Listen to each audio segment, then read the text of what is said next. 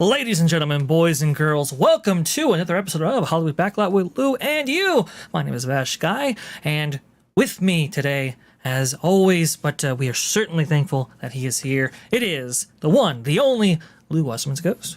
Gosh, I hope so. I mean that I'm the one and the only.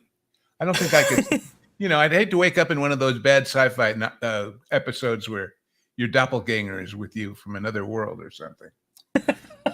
Yeah. Well, I will say your presence, your identity is, inextricably linked now with the real Lou Wasserman. At least that's what IMDb says. So, in that way, I guess you do have sort of a doppelganger of sorts. Synchronicity, I think, is the word for that. I don't. Synchronicity. I like that. That is absolutely beautiful. And speaking of the beautiful. Well, we have so many people in the chat. Follow the Bradley's Fun. That's Ron there. Thank you so much for joining us, Ron. Josh Hammond, always great to see you. Lady True North, absolutely 100% Jam Monroe. Great stuff. Awesome stuff. So, Lou, how are you doing today? And what do you got going on in your neck of the woods? Oh, it's post-hurricane gloomy, but not bad. Not bad. Here in my woods in their neck, and somehow I don't know why I have a vision of a vegan Dracula out there biting trees when you say that, in the neck of the woods. Oh, that's really something right there. I never really connected the dots there. I never did either, but if there are dots to connect, sooner or later I will. Give me time. I guess so. Oh, you see, audience, Lou is just a machine when it comes to this. It's just like an amazing, factory. We do not rehearse. We do not prepare. We just turn the switch on and see what comes out. My favorite way to do a show. Speaking of, you guys do a little bit of preparation over there for the genre guys. Oh, yeah. In watching the film, that is. Well, in the first case, because I've seen them all several times, or almost all of them. But then, we go into the background of them, and that's the latest. And we should just give that whole, if you're caught or killed, the secretarial disavow explanation of the process of the genre guys. Why don't you explain it to the people? Sure. Well, very, very simply, the genre guys is made up of Hangry Table, I think that's what he's calling himself nowadays, Lord Connor and Lou Wasserman's Ghost, and they take on a film every single week, and they break it down from their perspective. A lot of these are vintage films, but there are some modern ones in there, and they come at it with fresh eyes and an open mind, and really examine not only the genre that it's in, but also some of its unique qualities and what makes it a film either worth or not worth watching. So it's pretty cool. The Genre Guys premieres originally on the Pro Show immediately, but it's exclusive to members. And then after 90 days, they come here with some commercials, but definitely with maybe some enhanced production value and so forth in order to make it for prime time. In this case, we have Around the World in 80 Days, as you can see right there. And man, what a fascinating film, Lou. Just really, really something. Yes, it was one of a kind. One of a kind. Yeah, this 1956 version, by the way. the only version packs Mr. Tables worth paying attention to. Everything else can't compare. But it was. It also, by the way, is the film that, although the idea had been done in some smaller degree, but Mike Todd, who produced this, literally invented the expression cameo for little short bits by very big stars, sometimes without billing, in a bigger film. So the cameo appearance began with this film. And there are so many cameos in this film. I believe Frank Sinatra's one of them. Yeah. It's crazy. And from what I understand, it was easy enough to get a lot of these stars involved because I think shooting was like, 1 day or so? Well, for most of those parts, it was 1 or 2. A few, it was longer, but then longer is more money. So right. The other movie that we've done in the past I think it's already here. That was that way, of course, was It's a Mad, Mad, Mad, Mad World, Right.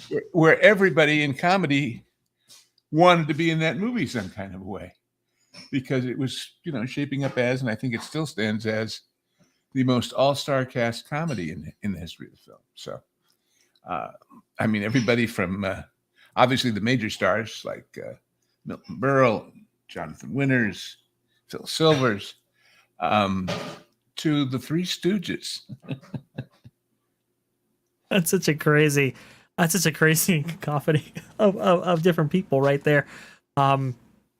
We have seen some of the, and if I remember correctly, Mad Mad Mad World was also a film with the kind of anamorphic lens that really gave a view of the scenery. Let's say Cinerama.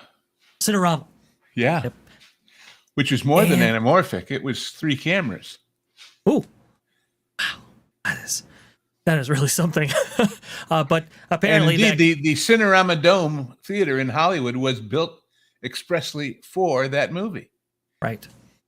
And there was some question as to whether they were going to get the building done in time for the premiere. So, oh man, that is building an entire theater just for a film. That is really something. Well, I'm sure they also had ambitions to maybe. Oh, sure. Yeah, put that out a little bit more, but definitely a widescreen release or anamorphic release for this one right here, Around the World in 80 Days, and crazy production, very successful, and I guess so successful that I believe a producer of the film actually held a 1-year anniversary party, right?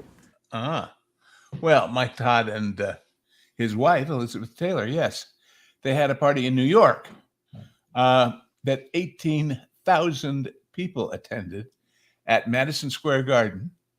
And they didn't do really good security. And so just people off the street wandered into the party, drank the booze, ate the food, walked off with the table arrangements. It was a madhouse, but good publicity. Great publicity, and I don't remember really a film getting a 1-year anniversary party like that, or at least not to my immediate recollection. So, well, very few movies play solid like that for a year, So sure. Wow. The other infamous one, of course, is one of my all-time favorite movies, Once Upon a Time in the West. Was playing at the same theater just off the Champs-Élysées in Paris for 3 years. And finally, they had a big event, and they invited Sergio Leone, the director, producer, to come make an appearance. And the theater projectionist came down into the crowd in the lobby celebrating him and punched him in the nose and yelled at him, 3 years. It's almost 3 hours long. And it's so slow, and I have to watch it every night to change the reels. He literally punched him. So, even when you're a hit, you can be a hit in ways you didn't plan on being a hit, or be hit by your work. Oh man, well, fantastic. There's a great, obviously, history of Hollywood's premieres and, well, as we know, in the modern day, parties.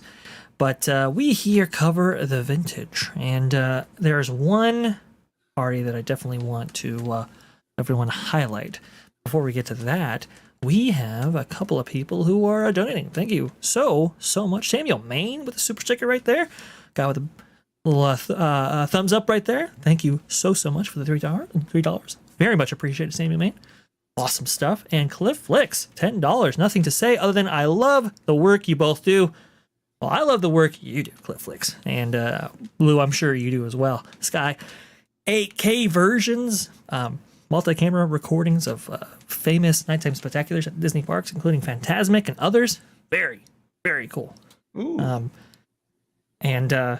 I want you on the program so badly in order to interview you about your experiences and how you set that all up. I think it'd be fascinating. Okay, let's see here. And I was saying, when you put this up, that's one of the fanciest overlays on the Chinese I've ever seen. And those of you who wonder about that design of that kind of marquee scrolling above the word CinemaScope, if I think about it, it looks like the stuff that's on the replica at Orlando. Yes. Out on those marquees advertising now the great Mickey and Minnie's Runaway Railway. So Runaway Railway. I was just thinking the same thing. You know what? When you pointed that out, I'm like, oh my gosh, that is the marquee for Mickey and Minnie's Runaway Railway. Let me see if I can get a photo here. Yes. This is from an Etsy shop recreation, but oh, nope, not that. Sorry, guys. Let me see. All right, come on. Thank you. Same there. idea. Very close. It's pretty close. Yeah, that would be the one. I wonder if they took direct inspiration from that. Looks like they might have. The number of scrolls is I'm sure they did. Wow, that is really something. Okay, well, now I now I know where that came from. That is very, very cool. Speaking of Disney history, however, gotta talk about Walt's Field Day, 1938. People will know the date because, well, that's technically the public release year of Snow White and the Seven Dwarfs, but it was famously released to the Carthay Circle for the very first time during its premiere, I believe in November of 1937. And, well, the Walt Disney animators, well, they were pretty tired from having produced their first animated film. Obviously, the Disney studios would staff up for later releases, but that was the first time that they had really embarked on such an ambitious project like that. And it was a day of relaxation, but also just to let off a little bit of steam, and steam they did let off. This occurred at the Norcodian Resort in the California desert, as it is listed here. And Lou, do you know anything about this party that they had? I did not, but I can tell you that calling the Norconian the desert is a little bit of a stretch, because Norco it's a very big horse area, equestrian area, and for whatever reason, partly the relative nearness, and in those days with no traffic, much better. I know lots and lots of veteran cast members at Disneyland who live in Norco. So. Oh, okay. Well, that's interesting. I did not realize that. We'll give you an idea of what this was all about right here. Huge property, a beautiful property, definitely with that Spanish Mission kind of theme that they have out there in Southern California. But like Lou had said, well, known for the horses for sure, and apparently, Lou, this party was epic. So the best description of this, by the way, got to give a shout out to Defunctland, who actually has a whole retrospective on this party and some other topics related to it. Well, okay, so just to set the stage, like I said, the animators had furiously worked on Snow White and the Seven Dwarfs. They were looking to let off a bit of steam. At this time, the company was, I wouldn't say they didn't have a full-blown HR department. Predates that by quite a bit. But they were, they were understanding the work dynamics as they were growing, and it was becoming sort of an issue. In fact, the company put out a memo that projected the ink and paint girls, who actually applied, like the saying is, ink and paint to the animators' drawings on like a celluloid material or like a clear material, so that could be photographed for the actual film. The company put out a memo and said, animators, mostly men, don't dip your pen in the company's ink and paint. Well, that went out the window here at Walt's Field Day. And the day started out innocently enough with a couple of events that Walt Disney had scheduled, like tennis and I think what is it? swimming. There was a couple activities, but the party at night, the one particularly with alcohol, well, a lot of people they really dug in because a lot of them had felt, well, we don't know if we're actually going to get a bonus. Maybe this is the bonus that Walt is treating us to, and treat themselves. They did. It got so crazy, Lou, that they took one of those horses that you were referring to. Yeah. Somebody broke into the stables of the Necronian. They broke out a horse, and then they rode it into the hotel and up a flight of stairs, reportedly, to the second floor. You had animators going crazy with the gals that were there. I mean, it was quite the party. And there are some veteran animators who had talked about it for decades after that. It was so infamous. I think it's kind of funny, or at least ironic. Remember, Prohibition ended in 1933. So this is 5 years after that. And, Prohibition was supposed to break everybody of the habit and stop all the evil demon rum drinking. Sure. I think Prohibition did more to encourage alcoholism by making it, secret and sexy and say the password. Walt sent me, remember, from Roger Rabbit. What are they drinking? I think water, but I don't. I'm pretty sure it's water.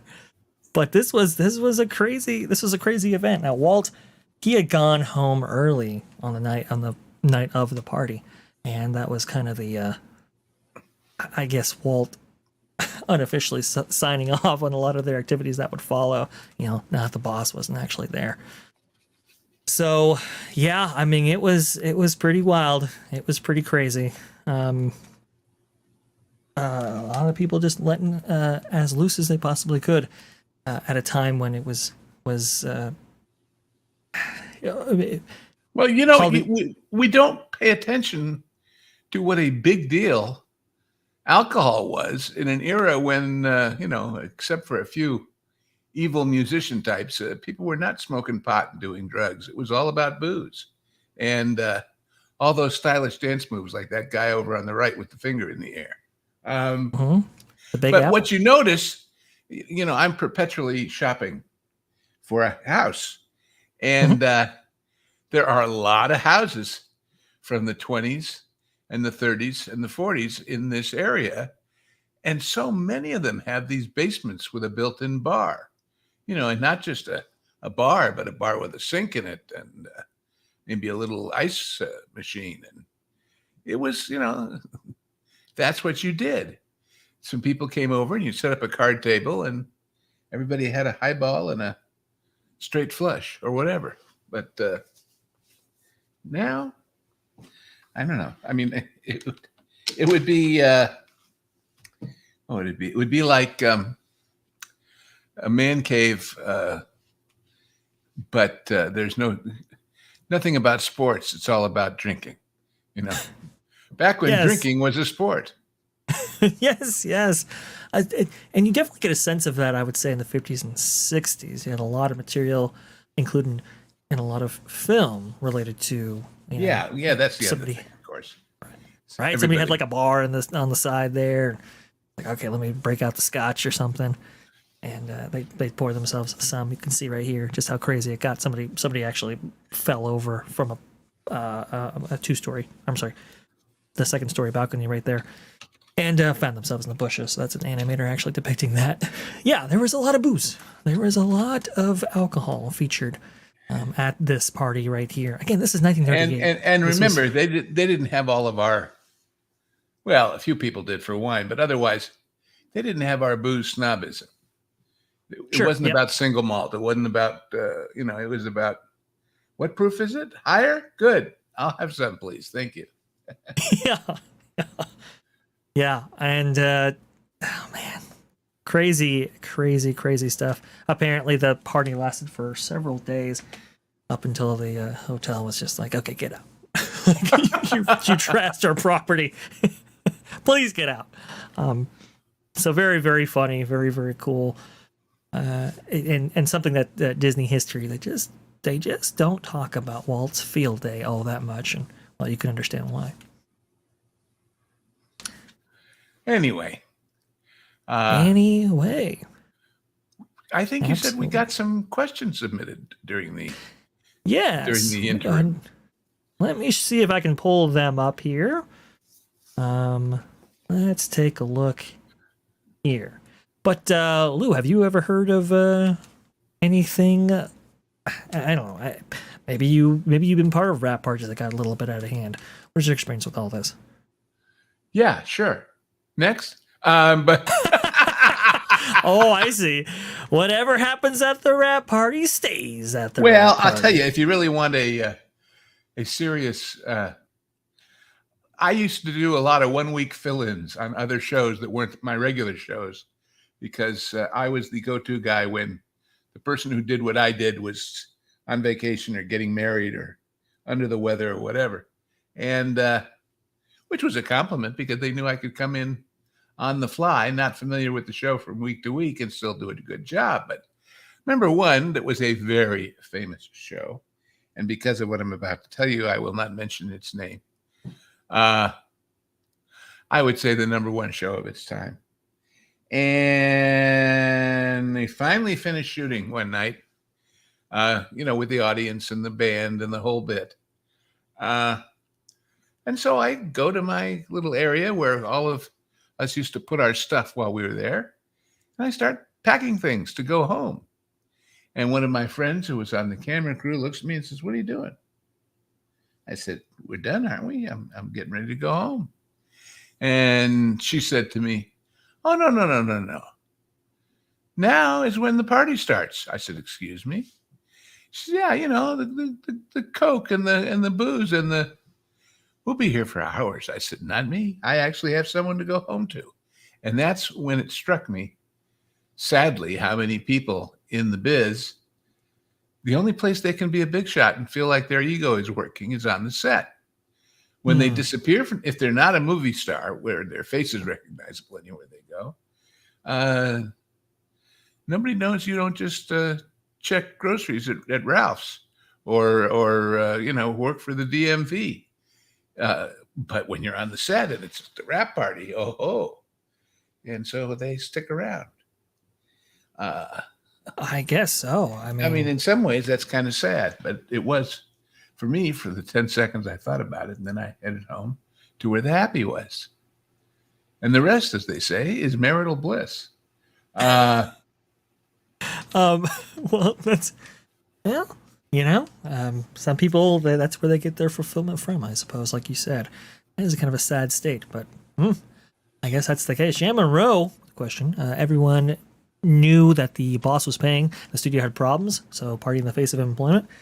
Well, that's just following Snow White, and so whatever money problems that they had, that was quickly turning around. But I don't think a lot of animators took that on personally, and were like, after all the stress relating to that production, and there was a lot of it. I remember Claude Coates, I believe, I think it was Claude Coates, talked about how he was, rushing to get some work done, and he had, I think, spilled like ink on his actual drawing right there, and he was super upset about it because. And yet, as much as we revere these classic films, I remember when there was a little store on Main Street that sold cells from the studio.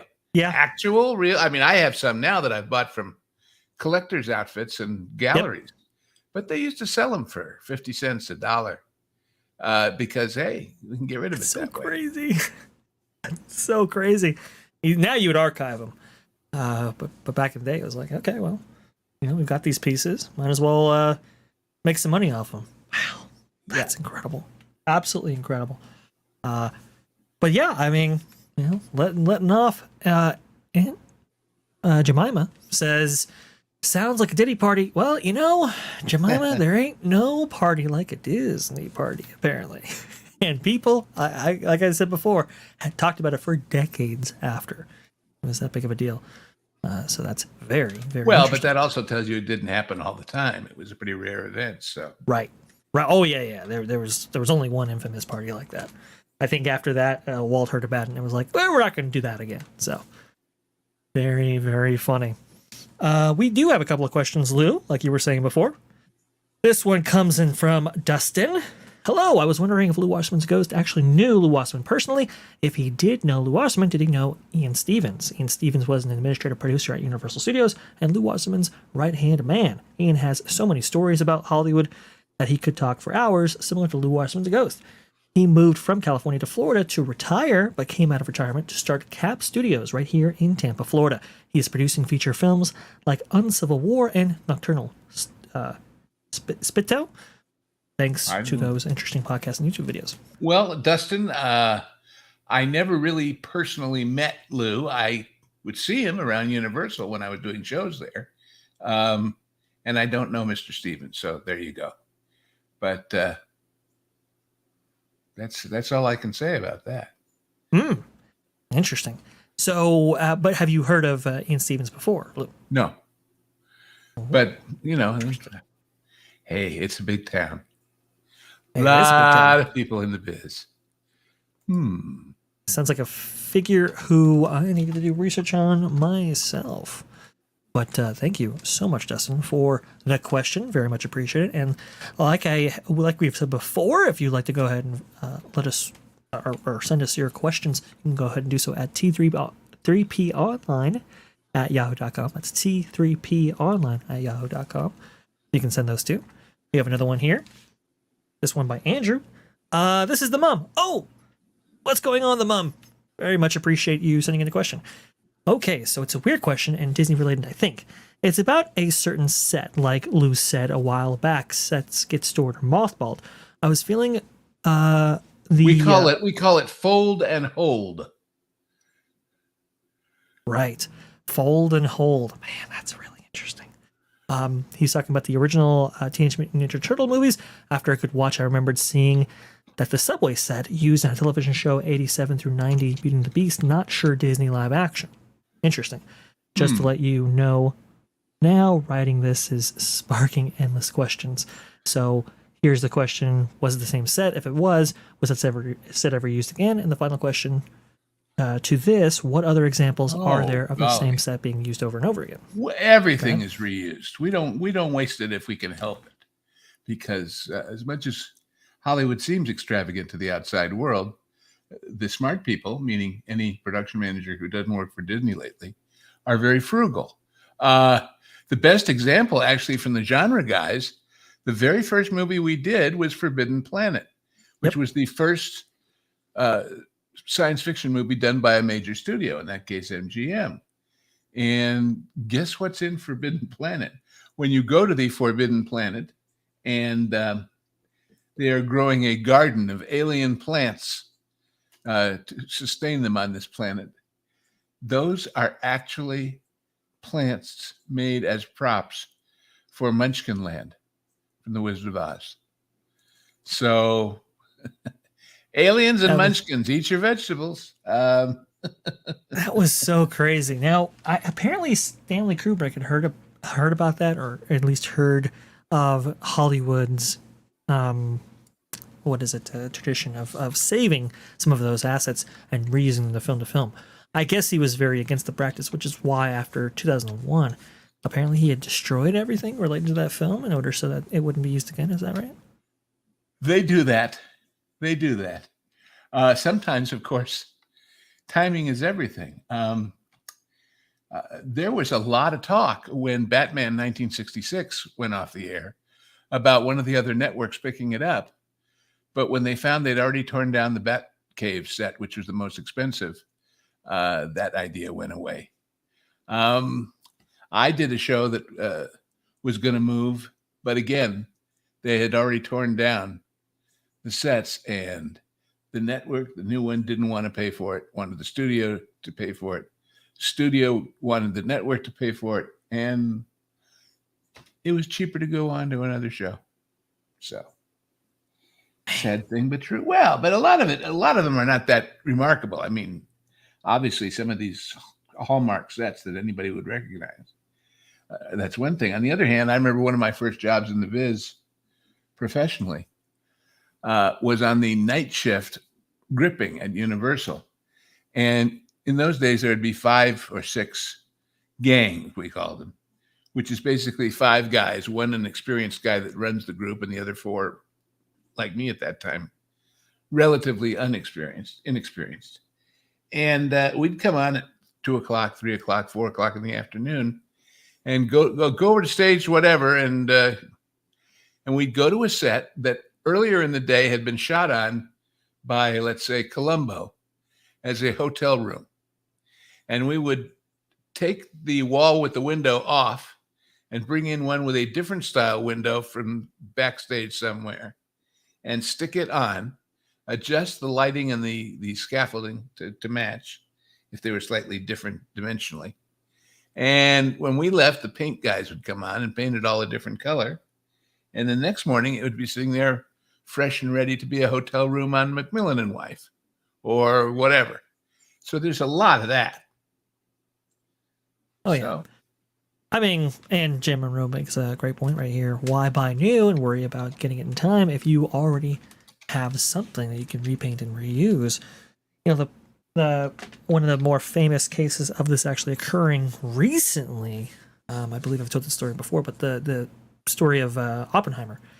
And on this Christopher Nolan production won obviously a lot of Oscars for many performances in the film, but one of those that they wanted was Gary Oldman playing the president at the time in that famous scene in which Oppenheimer is invited to the Oval Office, and they only had Gary for like one day, and it was like embedded right in the schedule, and it was so short notice that I believe Christopher Nolan's wife, the producer, and the set coordinator and everything like that, they were scrambling to try to get a set, either use the real thing, use a set that's that's maybe an active production, or like you had mentioned before, Lou, one that had been stowed away. They actually did find one that was stowed away, and they turned it around in like a couple days in order to get that scene actually filmed, because they only had him for one day because of his busy schedule, and that's the scene that you see in the film, and that's the set that you see. So there are times at which, yeah, you have no choice just due to time constraints, budget, whatever, that you have to reuse already existing assets. And that's kind of the whole thing about a backlot, right?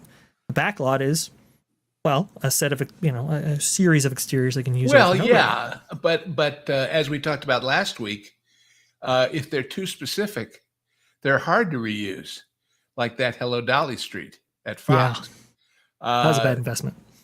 Well, the movie did okay, but the point is that they're built to be generic on purpose, and you make them unique with the set dressing, with the signage and the props and the cars parked on the street or whatever.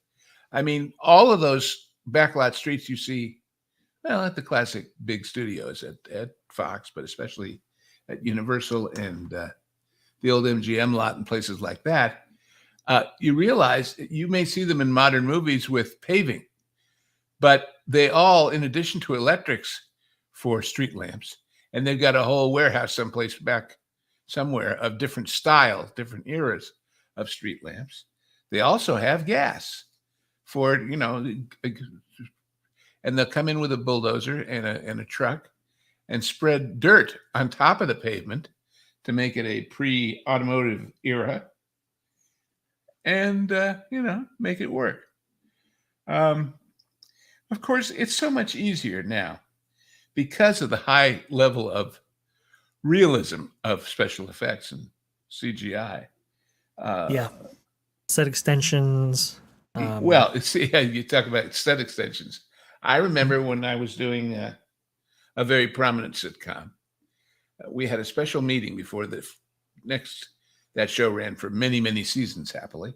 But we were about to go into the next season, and that was when the networks all decided to go widescreen instead of the standard relatively square television format. Right, 3x4. And that's easy to adapt to. However, if you think about it, a live show with 4 cameras on dollies,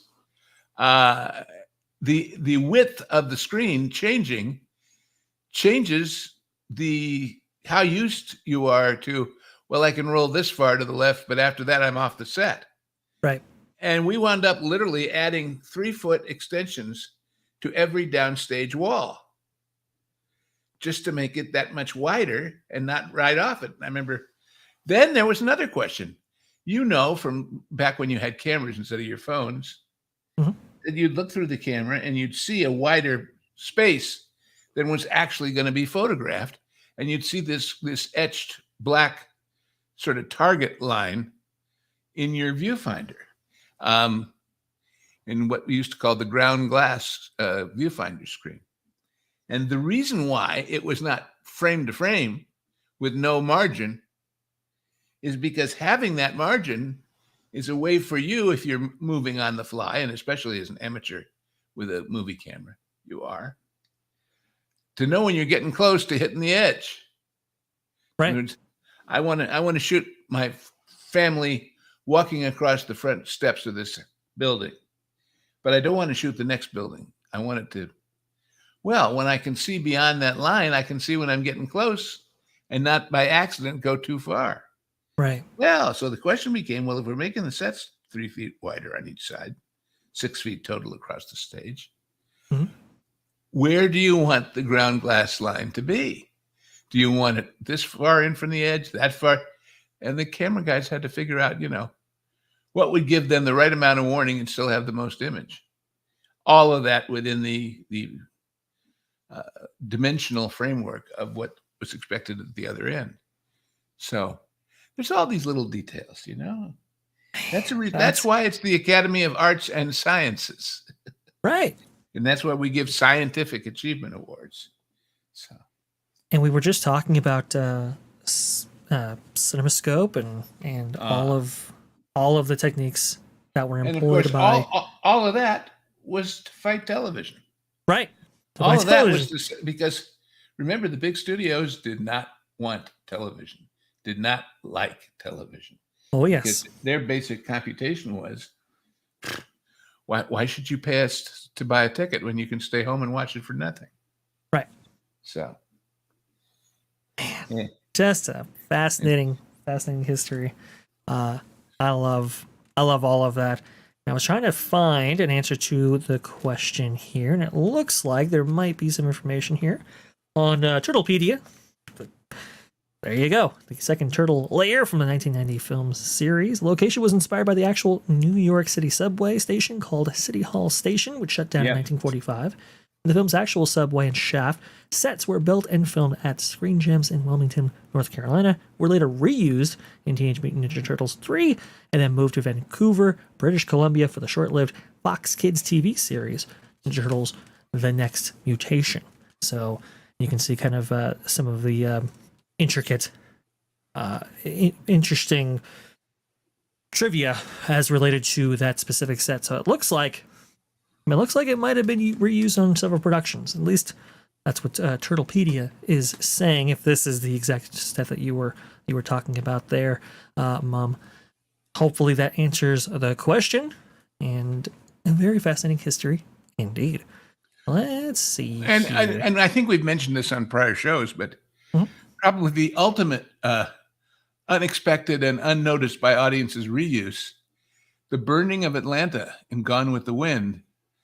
They basically took a bunch of old sets they wanted to clear off the backlot anyway and dressed them up to look antebellum and burned them. And one of the most famous ones is that big wall that was keeping King Kong back in the movie King Kong. Well, they put a couple of little bric-a-brac balconies and things on it, and they had a double for Clark and Vivian drive by on a buckboard and burned it down with Atlanta. So William Tecumseh Sherman was a more accomplished general than you thought he was. He not only beat the South, he beat King Kong. Unbelievable. That's reusing assets. Very, very cool. I love it. That's a smart way to do business, interestingly enough. But what's also smart, Lou, about doing business is taking the best tax break that you can possibly get. This is related to our next question. Cliff Fix for $10. Thank you so much, sir. And yes, we will get together very soon. I'll be reaching out to you. Is Hollywood dying? Where do you see Hollywood in 10 years? And what other cities will steal its business? Hollywood is no longer, as much as we could wander around the map of it, a geographic designation. It's a state of mind. It's a business. So in that sense, Hollywood will always be Hollywood, even if it's in Vancouver or Timbuktu. As for cities trying to steal the business, you have to remember that these state subsidies that get movies to get made in places like Atlanta, somebody mentioned, and all around the country and other countries. That's how Canada first became such a popular, what we used to call runaway production location. The idea is we'll give you the tax rebate, but in the process, we'll get jobs for our people here, and those people will vote for us again. Sure. It's no different than, a donation to the Teamsters Pension Fund or whatever. They're buying votes, okay? It doesn't work.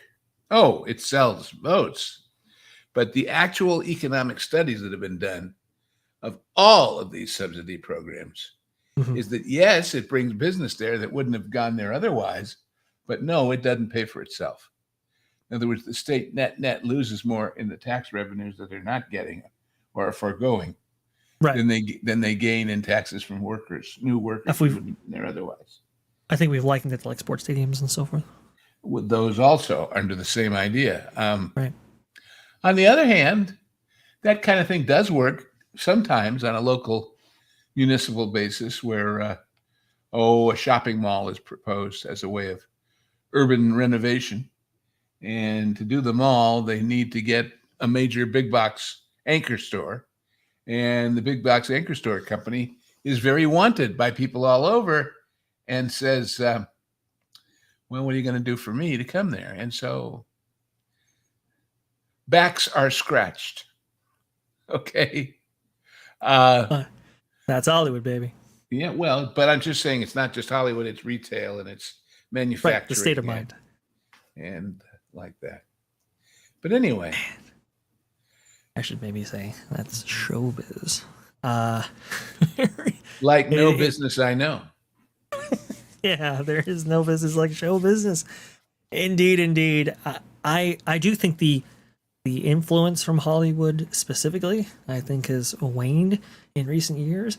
But I think Hollywood will definitely be around. And like Lou said, I think the state of mind, I think that's a perfect description for it, because we see a lot of productions in New Mexico, in Vancouver, in Georgia, Atlanta specifically. And I will tell you, it's not always a great joy to work in these other places. I'm sure. There is a different work ethic. Not so much within the USA, but certainly with other countries. And some that you would otherwise think are very sophisticated and shouldn't be that way. But having made a couple of shows in England, I got to tell you, when tea time comes, whether you're finished or not. Yeah. And you just get tolerant smiles when you're asked people, hey, we got 30 seconds of film to get. And yes, right, we'll get right to that once we're finished with our cuppa. Hey, maybe that's why the Acolyte ballooned so much in production budget. Oh, right. Filming at those Pinewood Studios with that European crew. I know George Lucas talked about it quite frequently and how he was very distraught, let's say, over the work ethic by the European counterparts there producing the original Star Wars and so forth. Just, when the crew runs the production almost. And that's a very well, but I wouldn't go that far, but then you have the issue of labor unions over there being much more, would vibrant be the right word? I've done shows where not only was it contemplated ahead of time, but it actually happened that certain members of the production were kidnapped because the union didn't want to work it that day. I did one show like that in Rome where the Pope had to give the show a special dispensation because the contract was out and everybody else was on strike. But this was a show based around a certain event in the Catholic calendar. And you couldn't do it 3 weeks later. It had to be on the day because it was a live show. So. Whoa. And there were threats. You like it as a cameraman? You want to have a working on this day? You want to see him ever again? Whoa. It got real, Lou. It got real. Yeah, well, it was real for us as bewildered foreigners, as the people who work there every day. It was it's business as usual. Yeah. Ho hum, I suppose. And what we talked about, actually, a production that did span from, multiple points in Europe, specifically Pinewood Studios out there in the UK, but also to Rome, and that was Cleopatra. Right? Oh, yeah. Well, if you want to see a wonderfully funny comedic spoof of this situation, there is a great Peter Sellers movie called The Fox, After the Fox, where he's a crook and they want to smuggle this gold shipment that they've stolen into this beach. So they pretend they're making a movie and they tell everybody it's prop gold. And no, it's not. That's a great plot. That's a great plot. Yeah. Also reminds me of Die Hard with a Vengeance. I know. Weird associations, I know. But very, very cool. Thank you so much, Clifflix, for the $10. Very much appreciated, and absolutely your question. Also, too, we have something from Amnuck here. I saw it in the chat. Let me see here. Yes. I've got a book on MGM backlots. That's actually one, Lou, we definitely got to cover. The MGM backlot and how massive this thing was. Just huge. Back in the day, anyway. And I see my friend from the Great White North talking about how so many of these, it's a brand, but I'm going to call it an off-brand, brands of TV and movies are done up there. And the reason is it's cheaper. There's no doubt about it. And a lot of the Hallmark movies, there it is. Yes. Mm-hmm. Lou, Victoria, Vancouver Island has become hallmarked, and just recently Murder in Small Town was shot in Gibsons on the mainland, and they kept the name, surprisingly, just changed the flags. Lady True North, thank you so much. Yeah, go ahead. No, I was just going to say the one show and its spinoffs that got famous up there, and that frankly, when I think of the landscape up in Victoria and Vancouver, I hardly think of desert alien planets. You know, you don't think of the Great White North as kind of Tatooine territory, but Stargate shot up there and found places, stone quarries and other places like that, where they could do foliage and climate that you would not expect to find up there. So that's about good creative production management. Right. Absolutely. We know that at least animation might be coming out of there, that being Moana 2, and that was... Yeah, but animation takes place in a building, and that could be anywhere. Exactly. So. But I'm just saying they're moving up there for a reason. I'm sure incentives are part of that. Very, very well, of course, even up there, I mean, in LA, because you had all these studio backlots, you could, I've mentioned before, shows like, particularly the one that comes to mind all the time is Man from U.N.C.L.E. Because if they were going to be in the Middle East one week and the Orient the next week and Africa the next week, and it was all right there on the backlot from MGM. So not so much in other places where you could really get that kind of variety. But again, where something is shot often has to do with the production side. One thing a lot of people asked when it first started about the great show 24 is why the hell it took place in LA instead of in Washington, D.C., where you would expect the counter-terrorist organization to be based. And the reason is real simple. The plot of one whole season of that show, novelty at the time, consisted of one day, one 24-hour day. Well, there aren't many places outside of LA with production facilities where you can guarantee that the weather the next day is going to be pretty much like this day when you're shooting that one day over a period of 3 to 5 months of real time. That's a good point. And also that you can shoot night scenes over that period. and not have one scene be dry and the next scene have snowplow stuff piled up against the streets, because it went from starting production in September to November, December, January. So that's why it was in LA, because you could do that with existing real world locations. That's a fair point. That's a fair point. Wow. Very interesting. I never thought about the logistics of that, but it makes total sense now that you say that. Yeah, I'm not the MGM, the backlot. Like I said, we're gonna have to do a whole show on that because it was so massive, so big. The largest. They definitely were in so Hollywood. massive, more than one. Yeah. MGM had, well, they numbered them funny, so it sounds like more than it is, but at least 3 plus the old RKO one down there in Culver City. And, behind the fake tinsel, there's real tinsel. Right. And obviously that its history is, MGM's history is so fascinating. It has, there's connections to Vegas and all kinds of stuff there.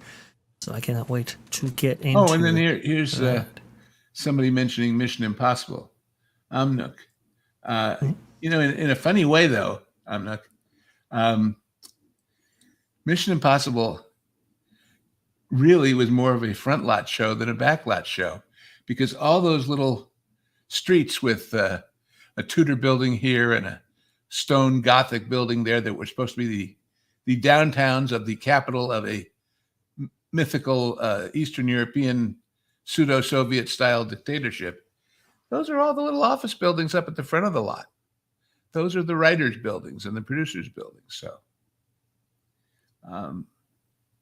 because frankly, Paramount's backlot, so-called, was never that big, ever. So fascinating. Ken Reinhardt, should Jack Bauer be stuck in traffic for 6 episodes? My name is Jack Bauer, and this is the worst traffic jam since Tuesday. Ding, ding, ding, ding, ding, ding. Exactly. I gotta get to the explosive device, but I can't get it in this traffic. If only it'll move. Yeah, it's heart stopping for sure. Very, very funny. Oh, yeah, Jim Monroe. Canadians are a little bit more polite, but they do know how to use interesting language. People forget that there are literally hundreds of accents. Yeah, the French Canadian and the crossover there. That's a very interesting. Well, they're polite until you put a hockey stick in there. Oh boy. Or you disparage poutine. Anyway, I've noticed that also. Gets them upset. Let me speak as a culinary expert of noted experience and acclaim. Poutine is an abomination. The whole point of French fries is crispy. Why put yucky gravy on them and make them soggy? Sorry, no thanks. I don't disagree with you. I've never really seen the appeal of poutine, but hey, if you grew up with that, I guess I have to think it was one of those, you got peanut butter on my chocolate, you got chocolate on my peanut butter moments, Two people walked into each other, one with fries and one with gravy. And the result was, we can sell these together and add $1.50 on the menu. So, yeah. It's so funny. So great. And yes, Lou is very accustomed to culinary everything. So I will take his advice on all of this. Jay Monroe, everybody's got out there hot button. Don't tell a Frenchman at the best place to get pastry is New York. Yeah, that's for sure. Yep. Froggy's soggy French fries, horrible. I agree, Jemima. I agree. Friend said we were going to Canada and get some poutine. Boy, was I disappointed. Yeah. I don't know. It's got to be a Canadian thing. Not sure if it translates overseas. It's always amazing to me how certain culinary things happen. I forget? Did I ever on this show tell you the one about the hot Dago sandwich? No, you have not. Well, my wife, one of the companies she worked for was acquired by the massive 3M Corporation, which is based in St. Paul, and it has Right. a huge campus of 4 or 5 buildings there. And within that complex, they actually have 3 different restaurants, a very high-end executive one and a cafeteria and a snack bar. And so when she suddenly was working for 3M and not this local company in Southern California, I started reading all the corporate stuff they would send, and one was a newsletter. And the newsletter would offer what's the special of the week at the cafeteria in St. Paul, because, of course, 3M has people all over the world. Sure. And I looked at it, and here was this dish called, don't get offended, anybody out there, it's going to get explained, a hot Dago sandwich. Now, a Dago is a very negative epithet for somebody who's Italian. If you went through certain parts of New York City, for one example among many, and used that word, you might not get out in one piece. It was the equivalent of the N-word for many, many years. Sure. For Italians. And so I thought, A, what the hell is it? Because they didn't even describe the dish. Everybody obviously knew. And 2, how did it happen? So they happened to have the email address for the executive chef. So I wrote her an email. I said, explain this to me. And she said, first of all, it's a St. Paul original, apparently. And that it was actually a variation on a meatball sandwich. It was a kind of a sausage meatloaf piece with marinara sauce. Anyway, it sounded good. Peppers and onions. But it was done by the Italian American community in St. Paul as a in-your-face to the word. In other words, the same way that African Americans took the N-word as their own in many ways to diffuse it as a racial negative epithet. The Italians in St. Paul did that with that word, Dago. So who'd have known, but there it is.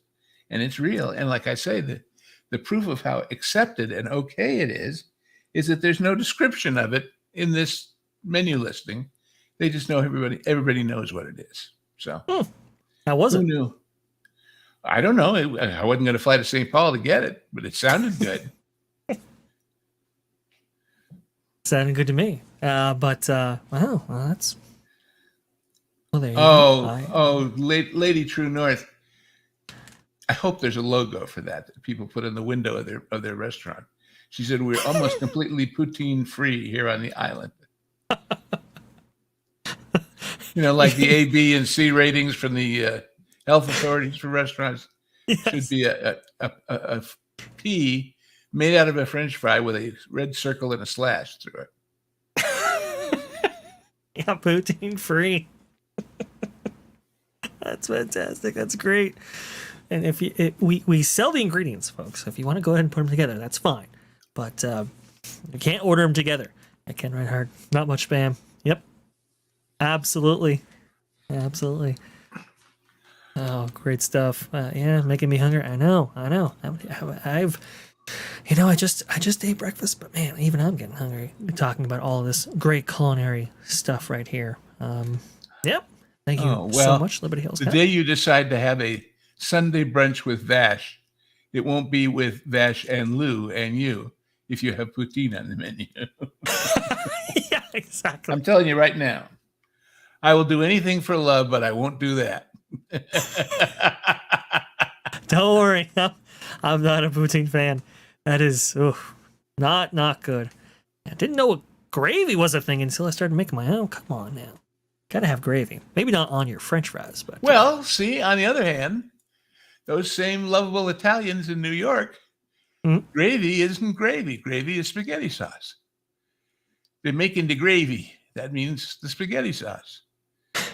Slow simmered all day. So that's funny. That's fantastic. Yep, And had to be then there.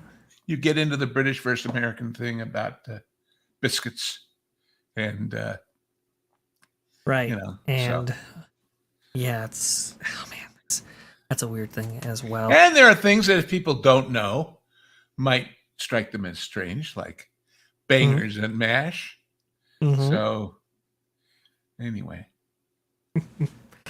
Well, we just had Around the World in 80 Days premiere on this channel. Lou, what was the last genre guys you just put up on the pro channel? well, And what do you got actually, coming up? because of some schedule conflicts, I am recording it this evening, Oh, uh, and it'll be up in the next couple of days. We are recording it this evening, um, and it is a movie I'll bet 90% of you have seen, and you never knew all you're going to learn about it tonight. And that is, we go from not too modern, like you said, but fairly recent to very, very classic. And if I said that this was David Niven, if I said that Errol Flynn was in it, it would give you a sense of what style, I think. And if I said that Basil Rathbone was in it with him, it would get you a lot closer.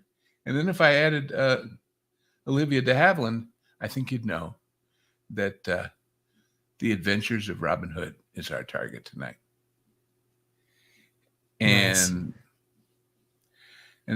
Basil Rathbone, who my mother knew because she worked with him in Sherlock Holmes radio show, was considered, and rightly so, the best swordsman in the history of Hollywood.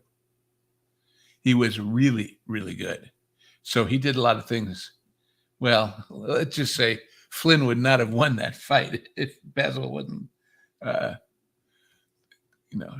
taking a payoff to be the loser.